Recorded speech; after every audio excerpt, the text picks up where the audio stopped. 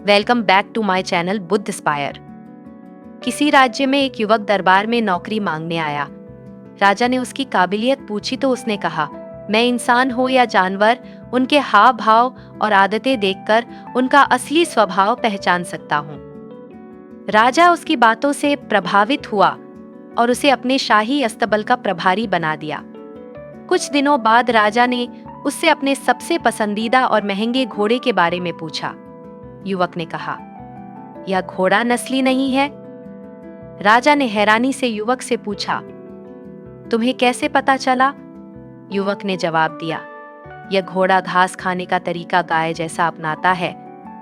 नस्ली घोड़े घास को मुंह में लेकर शान से सिर उठाकर खाते हैं, लेकिन यह सिर नीचे करके खाता है। कुछ समय बाद राजा ने युवक से रानी के बारे में राय मांगी।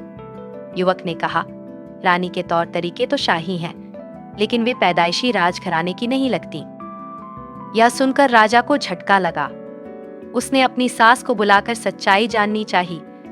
सास ने सिर झुकाते हुए कहा, यह सच है। आपकी रानी हमारी असली बेटी नहीं है। हमारी बेटी बचपन में ही गुजर गई थी। आपके पिता ने रिश्ता तय कर दिया था, इसलिए हमने किसी और की बच्ची को गोद लेकर अपना लिया। राजा ने युवक से पूछा, तुमने ये कैसे पहचाना?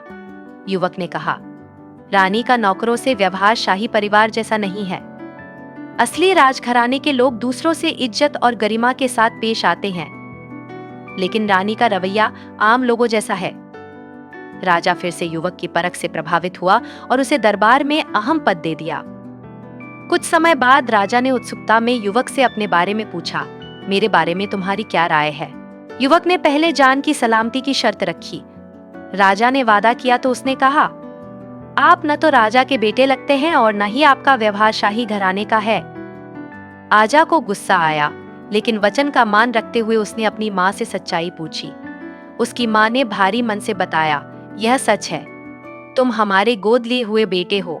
हमारी कोई संतान नहीं थी। तुम एक चरवाहे के बेटे हो जिसे हमने अपना लिया और शाही परवरिश दी।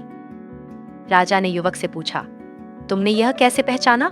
युवक ने जवाब दिया, जब कोई राजा इनाम देता है तो वह हीरे जवाहरात, धन और शाही वस्तुएं देता है, लेकिन आप हमेशा अनाज, बकरियां और खाने पीने की चीजें इनाम में देते हैं। ऐसा व्यवहार एक चरवाहे का होता है, जिसके दिल में जानवरों और आम चीजों के लिए खास प्रेम होता है। यह सुनकर राजा स्तब्ध रह गया। उसने युवक की काबिलियत को सराहा और उसे अपने सबसे भरोसेमंद सलाहकार बना लिया। सीख, यह कहानी हमें सिखाती है कि हर व्यक्ति की पहचान उसके व्यवहार और स्वभाव से होती है, न कि उसके पद या दिखावे से। सच्चाई और परख की नजर रखना सबसे बड़ी काबिलियत है। मूल संदेश, अपनी जड़ों और सच्चाई को कभी मत छिपाओ। जो आप हो वही रहो, क्योंकि यही आपकी असली पहचान है।